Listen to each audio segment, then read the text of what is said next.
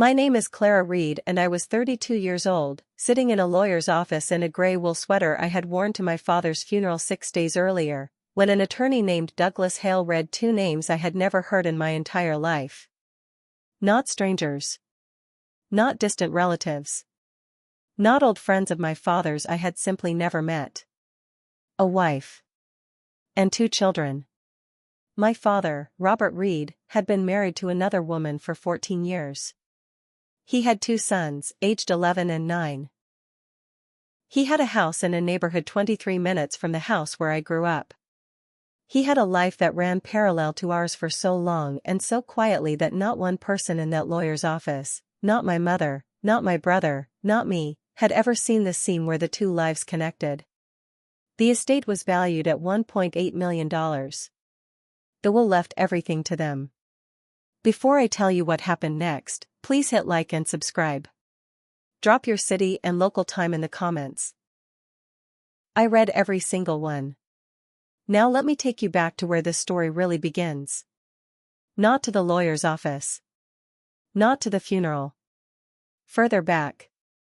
To a man I thought I knew completely and the 14 years he spent becoming someone I never met.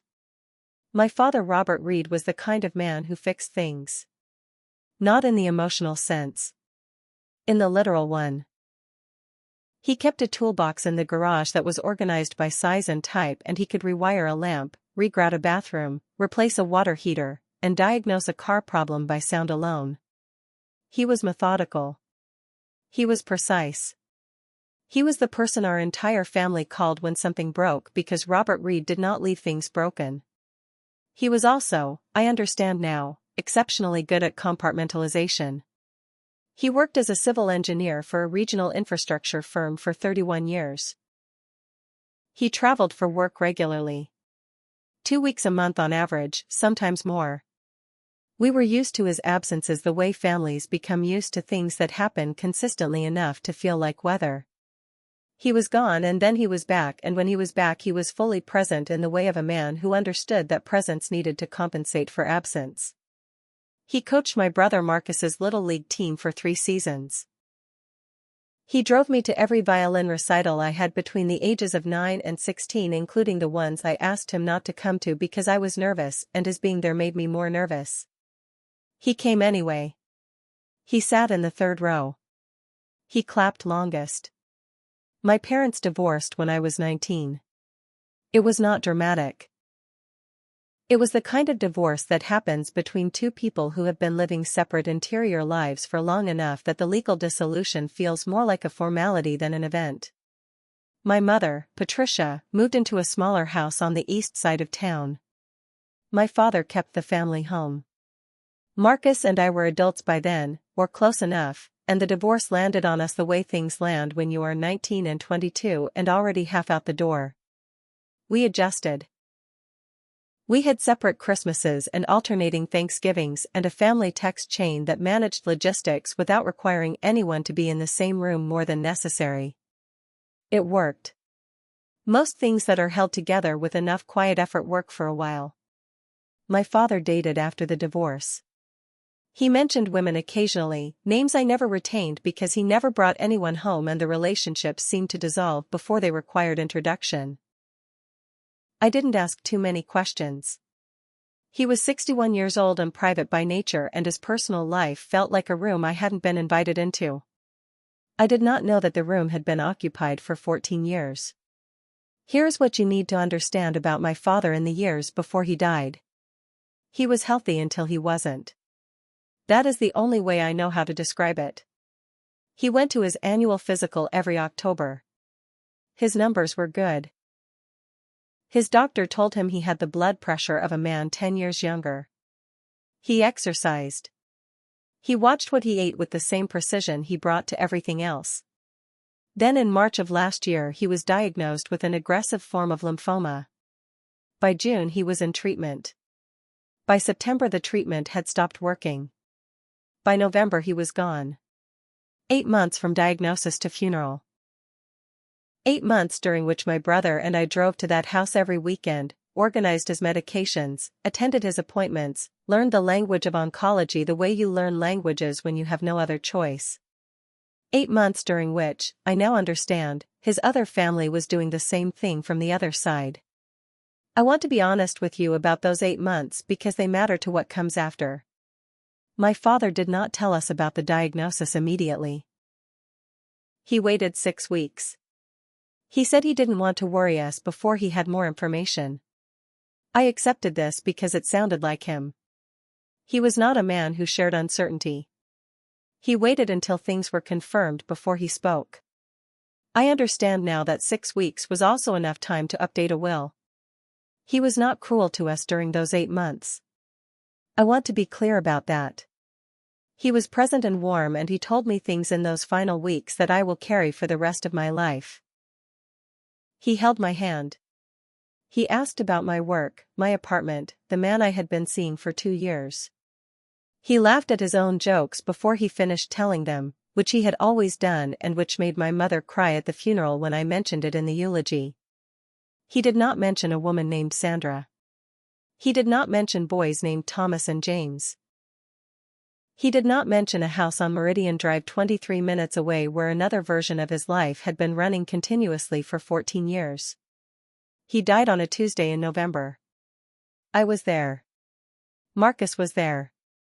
My mother, who had divorced him 12 years earlier and driven 40 minutes to sit in a hospital chair because she said he was still the father of her children and that meant something, was there.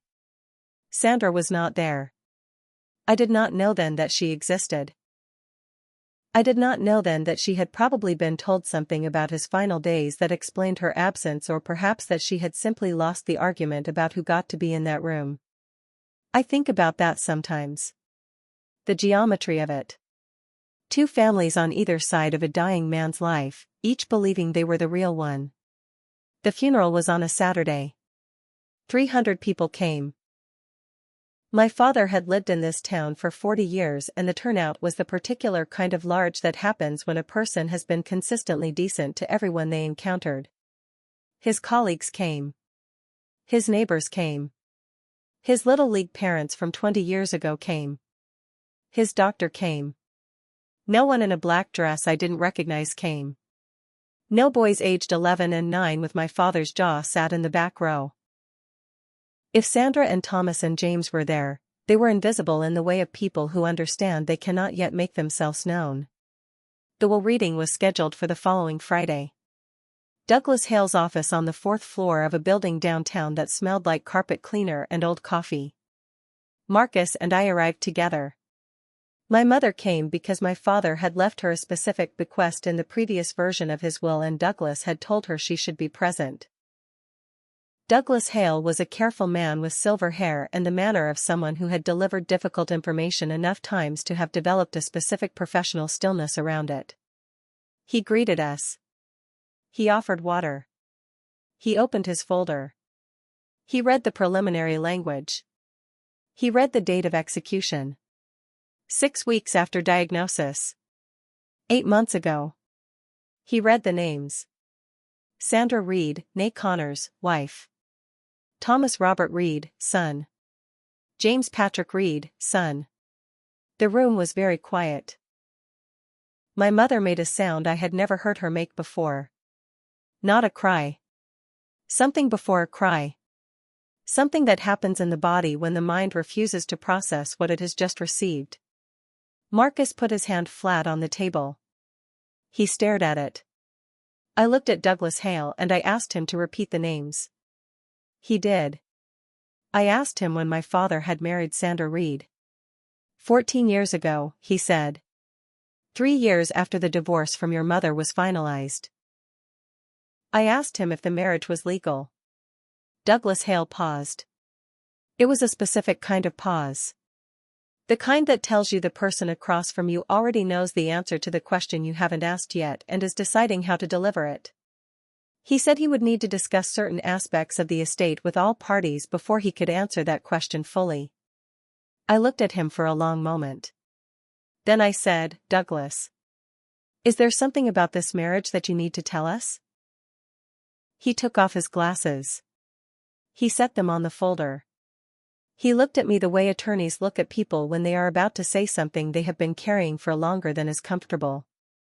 He said, "Your father came to see me 4 months ago. Alone.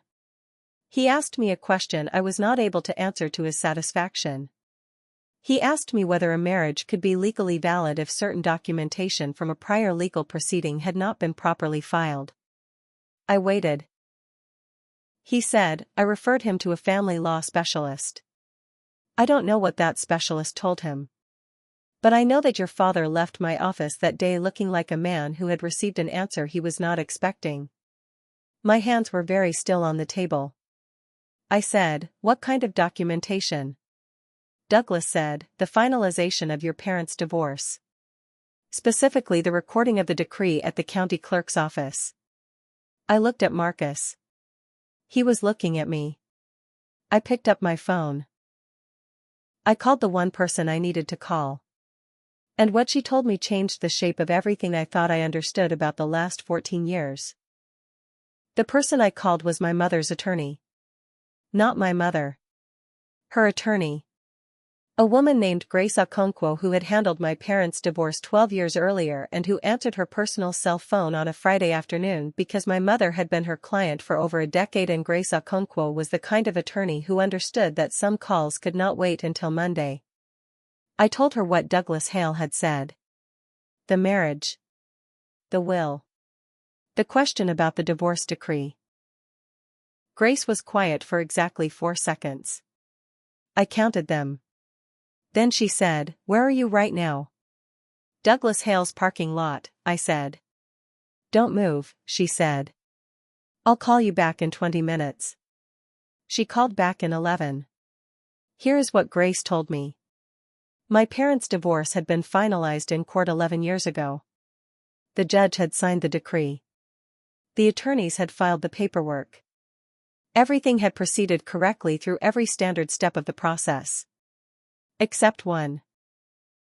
The recording of the final decree at the county clerk's office, the step that makes the dissolution of marriage part of the official public record, had never been completed. A clerical error. A filing that had been prepared and then lost in the administrative process of a busy county clerk's office during a period of staff transition. The divorce had been granted by a judge. But it had never been recorded. In our state, Grace explained carefully, an unrecorded divorce decree creates a legal ambiguity about the validity of any subsequent marriage. It does not automatically invalidate the second marriage. But it creates a question. A significant one. The kind that family law courts take seriously. I sat in that parking lot and breathed. My father had discovered this 4 months before he died. He had gone to Douglas Hale with a question. Douglas had referred him to a family law specialist. Whatever that specialist had told him, my father had left the meeting looking like a man who had received an answer he wasn't expecting. I think I know what that answer was. I think my father understood, 4 months before he died, that the marriage he had built his second life around was legally fragile in a way he had never anticipated. And I think he made a decision in those final months that he did not share with anyone. Not with Sandra. Not with us. Not with Douglas Hale. He updated his will. He left everything to Sandra and the boys. And then he died carrying the knowledge that the legal ground beneath that decision was not as solid as it appeared. Whether he did that because he believed the ambiguity would resolve itself. Whether he did it because he wanted to provide for his sons regardless of what the courts decided. Whether he did it because he had simply run out of time and energy to untangle what 14 years of parallel living had created. I don't know. I will never know. That answer died with him on a Tuesday in November. What I knew, sitting in that parking lot, was that Grace Okonkwo was already pulling the case files from 11 years ago. Grace filed a petition to confirm the recording status of my parents' divorce decree the following Monday. The county clerk's office responded within 72 hours. The confirmation came back exactly as Grace had described. The decree had been granted. It had never been recorded. Grace then filed a petition challenging the validity of my father's marriage to Sandra on the grounds of the unrecorded prior dissolution. Sandra's attorney responded within a week. His name was Philip Marsh, and he was aggressive in the specific way of attorneys who represent clients with a great deal to lose. He argued that the unrecorded decree did not invalidate the marriage. That my parents had been legally separated for years before the divorce was granted.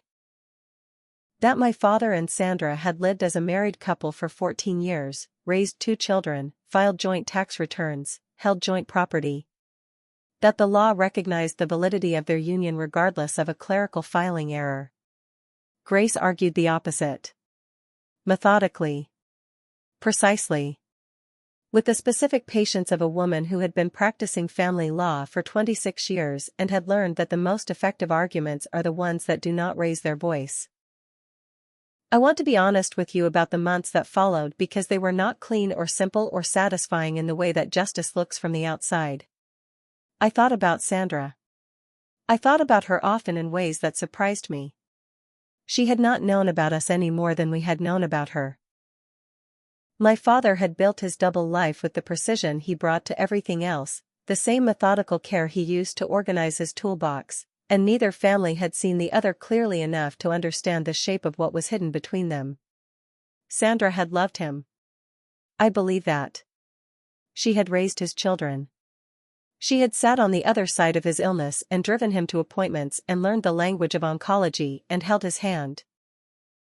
She had done everything I had done, in a parallel life 23 minutes away, and she had done it believing she was his wife. She was not his wife. Not legally. Not in a way the court could confirm. That is not her fault.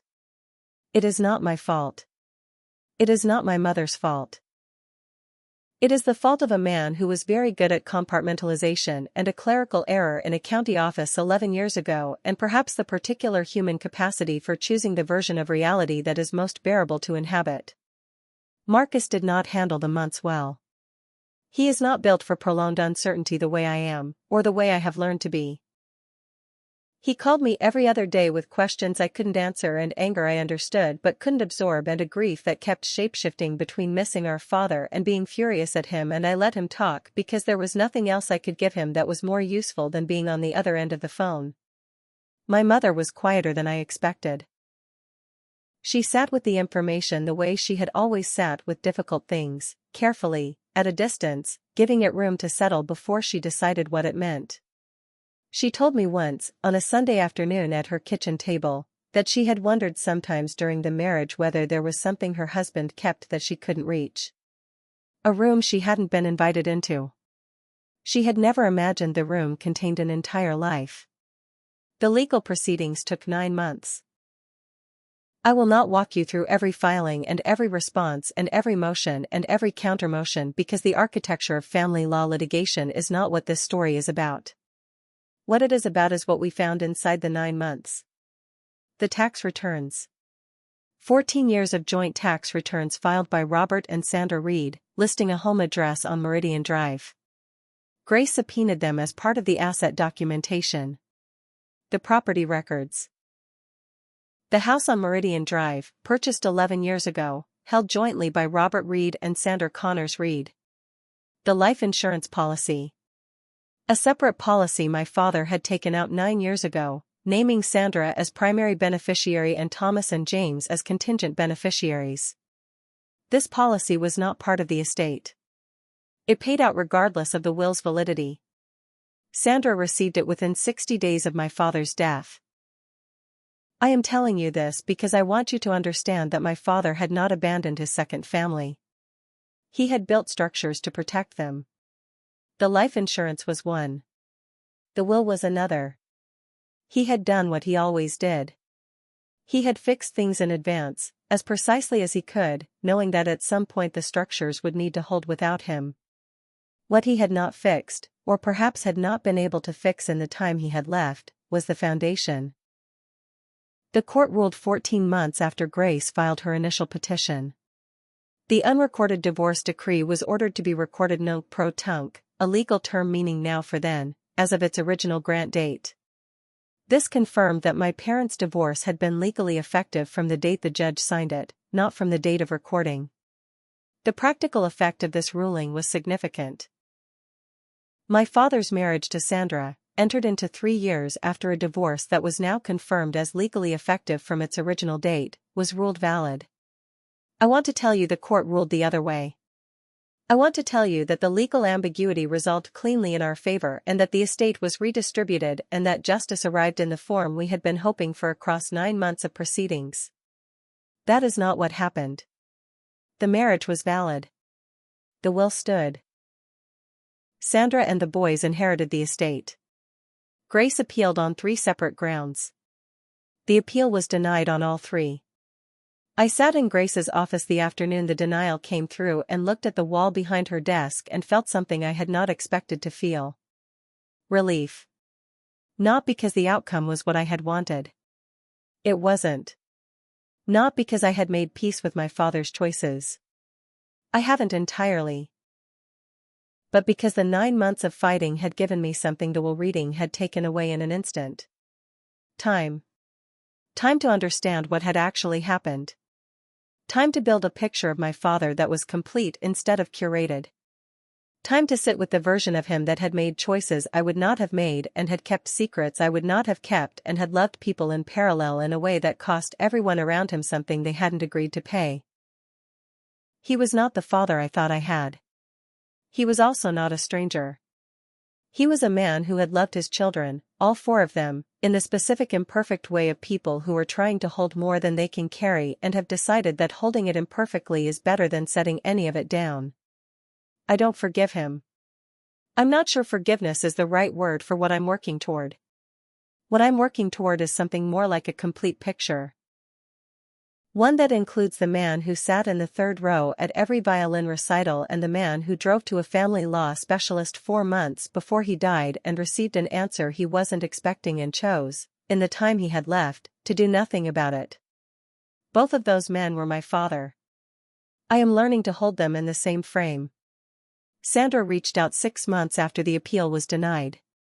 A letter, handwritten, sent to my mother's address because she didn't have mine. My mother forwarded it without comment. The letter was 2 pages. She did not apologize because she had nothing to apologize for and she knew it and I respected that. She said she had not known about us for the first 4 years. She said when she found out she had asked my father to tell us and he had said he would and he had not and she had made the choice to stay anyway and she had been making peace with that choice ever since. She said Thomas and James knew they had a sister and a brother. She said they had asked about us. She said she would not push but she would not close the door either. I read the letter 3 times. I put it in a drawer. I have not responded yet. I don't know if I will. I don't know if the right thing is to open that door or to acknowledge it exists and leave it closed for now. I don't know if Thomas and James, who are 12 and 10 now and did not choose any of this any more than I did, deserve a sister who is still working out what her father was or whether they deserve the space to do the same thing on their side without me complicating it. What I know is this. My father left an estate worth $1.8 million to a family I didn't know existed. He left me a toolbox in the garage organized by size and type. He left Marcus's truck. He left my mother, who had driven 40 minutes to sit in a hospital chair because she said he was still the father of her children, nothing. Grace found one additional provision in the will that Douglas Hale had not immediately surfaced in the reading because it was contingent and had seemed unlikely to be relevant. A clause. A small one. Buried in the document's final pages. In the event that any provision of this will is successfully challenged on legal grounds, the sum of $180,000 shall be distributed equally between Clara Marie Reed and Marcus James Reed from the estate's liquid assets, as an acknowledgement of their relationship with the decedent and his wishes for their well-being. $180,000. Split between Marcus and me. It was not the estate. It was not $1.8 million. It was not justice in the form I had imagined it during 9 months of proceedings. But it was my father. Writing a clause into a will he hoped would never be triggered. Hedging, the way he hedged everything. Planning for the version of events where things didn't hold the way he'd built them. Fixing things in advance. Even the things he had broken. I drove past the house on Meridian Drive once. I don't know why. I wasn't looking for anything. I think I just needed to see it. To make it real in the way that things only become real when you can see them with your own eyes. It is a yellow house. 2 stories. A basketball hoop in the driveway tilted slightly to the left. A garden along the front path that someone tends carefully. I sat in the car for a few minutes. Then I drove home. My father fixed things. He organized his toolbox by size and type. He came to every violin recital and sat in the 3rd row and clapped longest. He drove his other sons to their games from a house 23 minutes away for 14 years and never let either world see the other clearly enough to understand what was between them. He was not the man I thought I had. He was also, in the end, a man who wrote a clause into a will that acknowledged his children. All of them. In the only language he knew how to use cleanly. Documentation. Precision. Planning for the things he couldn't fix before time ran out. I have the toolbox. It is in my apartment now, in the closet by the front door. I haven't opened it yet. I'm not ready to open it yet. But I know exactly where it is, and I know that when I am ready it will be there, organized by size and type, exactly the way he left it. That is enough for now. If you have ever had to rebuild your picture of someone you loved from the pieces that were left behind, I want to hear about it. Tell me in the comments. I read every single one. And if this story stayed with you, share it with someone who needs to hear that the truth, even when it is not the truth you wanted, is always better than the version that can't hold. Hit subscribe. And I'll see you in the next one.